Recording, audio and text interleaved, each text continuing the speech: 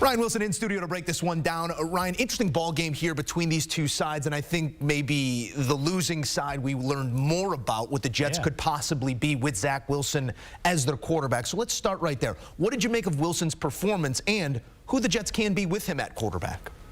He found a way to keep them in that ball game, and I think you have to give him a lot of credit for making plays from the second quarter on, and things were rolling. Had that touchdown drive to start the third quarter, made a bunch of good throws on that drive, and then you had the fumble and the issue with Zach Wilson and the situation they were in, and this is this throw to Conklin, and this is that first drive to start the third quarter. He was just dealing, but the issue is the one mistake, the snap, he looked away, the ball was fumbled, the Chiefs recovered, and that, for all intents and purposes, was a wrap. I mean, just these throws here, Allen Lazard in the back of the end zone, really gets your attention, and you have to feel good if you're the Jets in terms of, okay, he can do the things we're asking him to do. What you needed was to avoid the costly fumble that you see here, but also the defense to step up in the first quarter when Isaiah Pacheco was running all over them, and they got out to the Chiefs to that 17-0 lead. So something you can build on, but it feels like you're playing behind the eight ball with the Bills and the Dolphins in that division, and I don't know if Zach Wilson's the long-term answer, especially if we've heard Aaron Rodgers say he plans to come back this year. Correct. Reports have surfaced, some reporting beyond that he does intend, if his body allows, to play later on this season. Who do the Jets have to be for that to make sense, to push yourself to really something without medical precedent if you are Aaron Rodgers? Can Zach Wilson be the quarterback they need to run through Week 14, Week 15, Week 16, dare I say the playoffs, to get them there and allow Aaron Rodgers to come in cold and try and take this team where they were trying to ultimately go?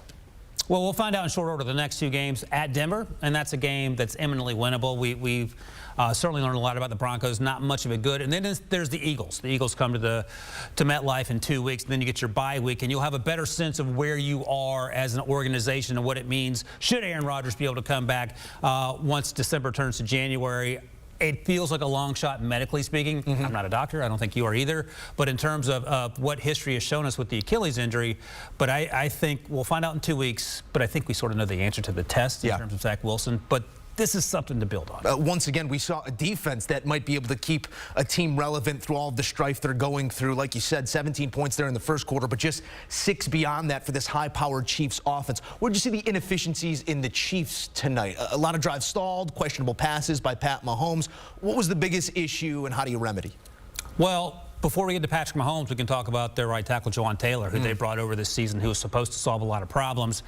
He is now, after 2 more penalties called that I counted during the course of Sunday night, he has had 9 called penalties against him this season. That is unsustainable when you're trying to build on plays, build on drives, move the sticks, because those are drive killers. And we saw that over the course of this game. Trey Smith also had an untimely hold that brought back a long Patrick Mahomes run in the fourth quarter. Trey Smith has been incredibly important to this offensive line. And then, of course, Patrick Mahomes, and you talk about it, Joe, 2 sort of non-Patrick Mahomes throw on short throws that became interceptions. Had another interception late in the game that we saw Robert Saleh go absolutely ballistic on because it was called back because Sauce Gardner got a little too handsy, and it's questionable whether it was in fact defensive holding, but that was a play. It stood, sustained the drive. It was 3rd and 20 at the time, I believe. Became 1st and 10. Kept that drive going for the Kansas City Chiefs as they wrapped up that win. But Mahomes has to play better. The good news is he can play this way and they can win. Where on the other side, Zach Wilson has to be flawless. He wasn't able to do that, and they couldn't pull out the victory. Yeah, it felt like a couple of those sleepy games we saw in 2021 when they were trying to figure out their identity. They lost those games. They walk away with a win here and maybe call it a learning experience against a stout Jets defense. Absolutely. Let's get back on the Jets here, because this was better than we expected them to play in this game. I mean, Vegas had this as more than a touchdown spread pretty much at every juncture. When you look at 336 yards of production by the Jets, they found some offense in certain places, but 16 totes on the ground, going 6.8 yards per carry. Is this a team that needs to lean more into the run, in your eyes, make things easier on their quarterback?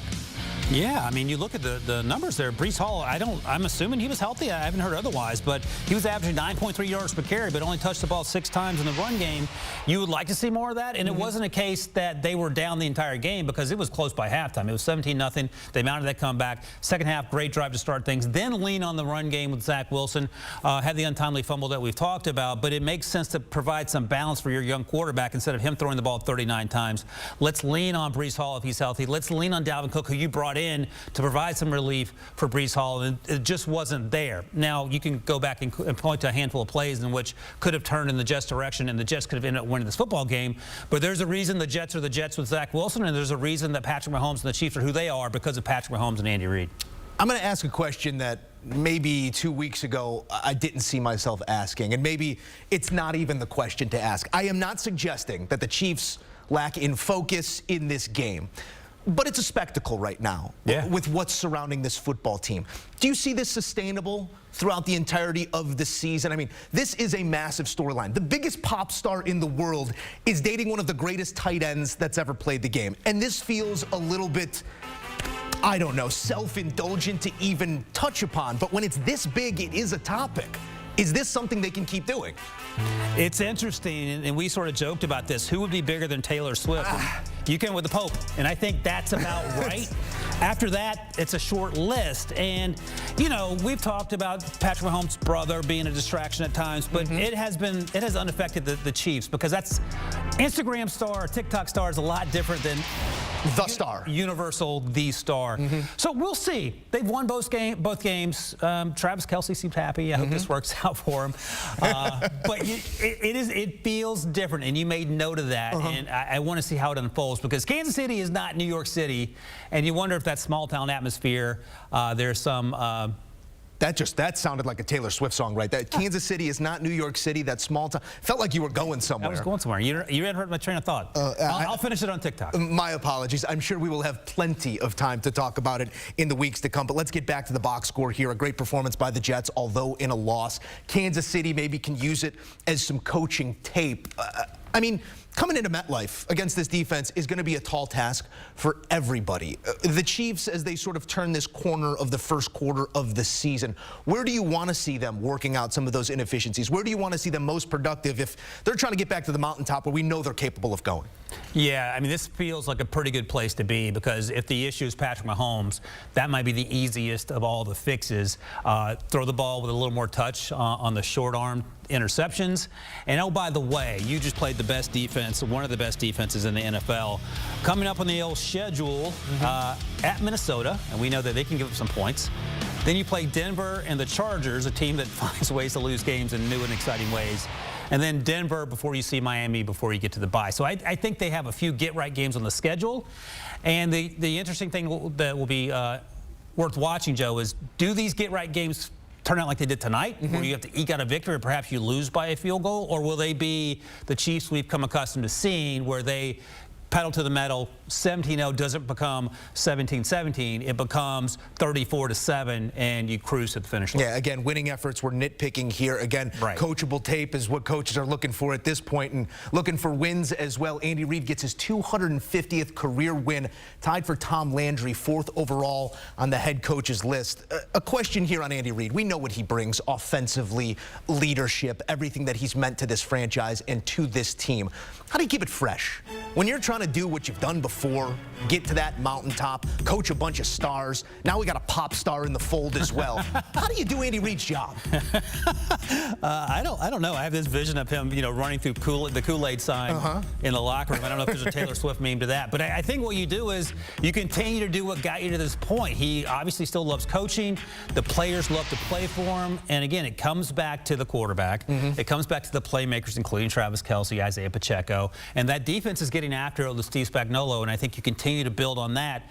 And as long as you have Mahomes playing with the edge that he plays with, he doesn't feel placated by any stretch of the imagination in terms of what they've accomplished, I think you're in a great place. Shula, Hallis, Belichick, Reid. Also a great place to be if you're Andy Reid. Ryan Wilson, thank you.